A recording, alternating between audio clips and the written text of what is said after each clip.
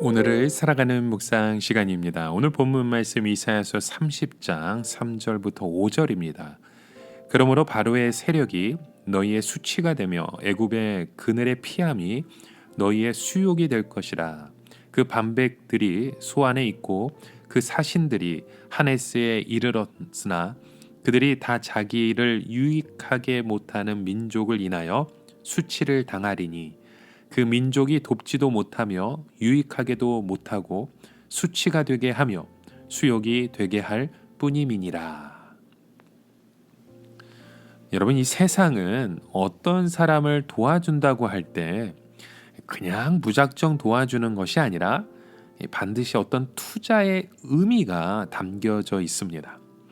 자기에게 돌아오는 것이 있으니까 도와주는 것이지 자기 이익과 상관없이 도와주는 법칙은 없다는 거죠. 예를 들어 은행은요, 아무에게나 돈을 빌려주지 않습니다.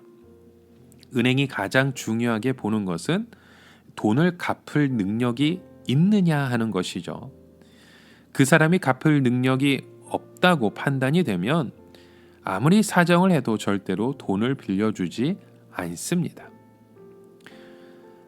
한때 우리 대한민국의 은행이 IMF 시절 때 너무 부실했던 적이 있습니다. 미국도 그런 시간들이 있었잖아요. 돈을 갚을 능력이 없는 사람들에게 또 그런 회사에게 많이 빌려주었기 때문이었죠. 그것을 갚지 못하니까 경제적으로 여러 가지 도미노 현상들이 일어나서 그런 어려움의 시간들을 다 지나가지 않았습니까? 마찬가지로 옛날 사람들은 이 팔레스타인이라는 땅에 되게 관심이 많았습니다. 그곳이 바로 아시아와 아프리카의 시작점이 되기도 하죠. 엄청나게 많은 물자들이 이스라엘 중심으로 이동했기 때문에 어느 나라이든지 간에 이해관계가 다 서로 얽혀 있는 땅이었습니다.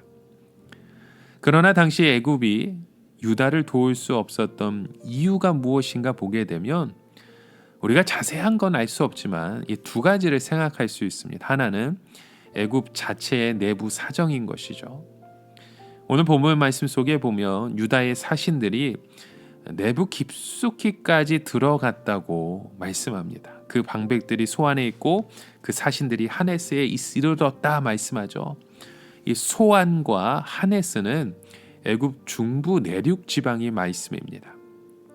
유다의 사신들이 애굽의 방백들을 만나서 그곳까지 가야 했던 이유는 정권이 바뀌어서 수도가 그곳으로 옮겨졌기 때문이었어요.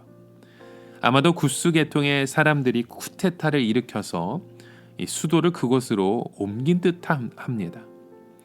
그렇다면 애굽 자체의 정치 상황도 매우 혼란스러워져서 다른 나라를 돌아볼 여지가 없었다는 것이죠. 또 하나는 이 팔레스타인이 더 이상 국제적으로 중요한 곳이 아닐 수 있었다는 겁니다. 이 세계의 중심이 점점 지중해로 옮겨지고 있었기 때문이죠. 아수르는 폭력으로 여러 나라를 정복했기 때문에 주변국들의 위험의 나라로 낙인이 찍혀 있었습니다. 그리하여 사람들은 지중해 무역을 더 선호했는지도 모르죠.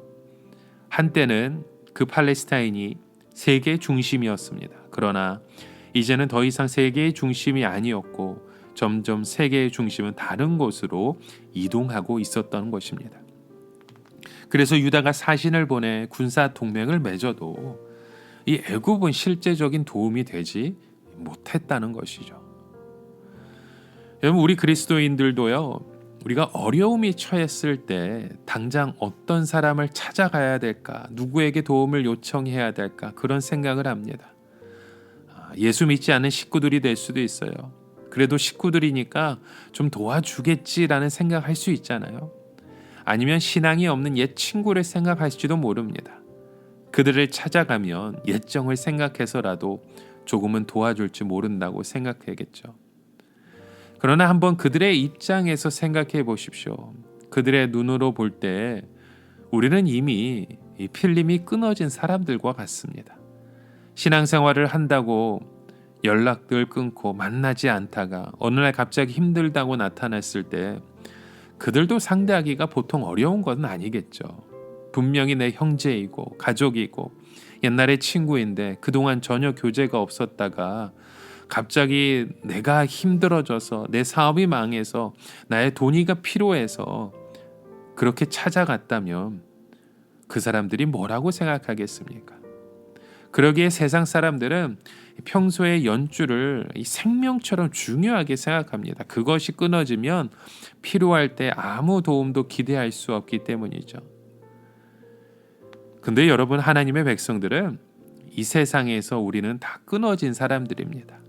즉 하나님을 믿는 순간부터 이 세상 사람들에게 정체를 알 수 없는 사람들이 되고 마는 것이죠. 그런데 갑자기 옛날의 관계를 들먹이면서 도와달라고 하면 세상도 어떻게 상대해야 할지 몰라 도와줄 수 없는 것입니다. 물론 하나님께서 세상을 움직여서 돕게 하실 수 있습니다. 그러나 이것은 하나님께서 알아서 하셔야지 우리가 세상을 먼저 찾아가서는 되는 일이 없습니다. 혹 하나님께서 애굽을 통하여 도우실지 모르겠다는 가능성을 열어둘 수는 있습니다. 마치 노아가 방주 안에서 물이 다 말랐는지 확인하기 위해 까마귀도 보내고 비둘기도 보냈던 것처럼 가능성을 확인해 볼 수 있지만 대개 아닌 경우가 많습니다. 여러분, 하나님의 백성들은 이런 어려운 지경에 처했을 때 어떻게 해야 하는 것입니까? 다른 방법 없습니다. 유일한 방법이 살아계신 하나님을 움직이는 것입니다. 전적으로 하나님을 신뢰하고 하나님 한 분 외에 다른 길을 찾지 않는 것입니다. 그럴 때 다른 길을 찾아봐야 열리지도 않습니다. 그러나 하나님의 때가 되면 놀랍게 길을 열어주시고 그동안 잃어버렸던 것을 회복시켜 주시는 줄 믿으시기 바랍니다. 여러분, 오늘 우리의 삶 가운데 우리의 도움은 오직 하나님께 있음을 믿음으로 선포하시고 우리의 삶을 이끌으시는 주님 앞에 우리의 모든 것을 다해 고백하고 세워가시는 저와 여러분 되시길 주의 이름으로 간절히 축원합니다. 함께 기도합니다. 하나님, 우리의 현실을 바라보는 것이 아니라 우리 하나님 아버지를 바라볼 수 있는 우리의 눈이 열어지길 원합니다. 하나님의 백성들은 하나님께서 움직이셔야 그 모든 일을 감당할 수 있음을 우리가 바라보기 원하오니 광야의 이스라엘 백성들에게 구름 기둥과 불 기둥이 되어 주신 것처럼 오늘 우리의 삶 가운데도 그런 믿음의 고백에 또 그 길을 열어주시고 확증시켜 주시옵소서. 예수 그리스도의 이름으로 기도드립니다. 아멘.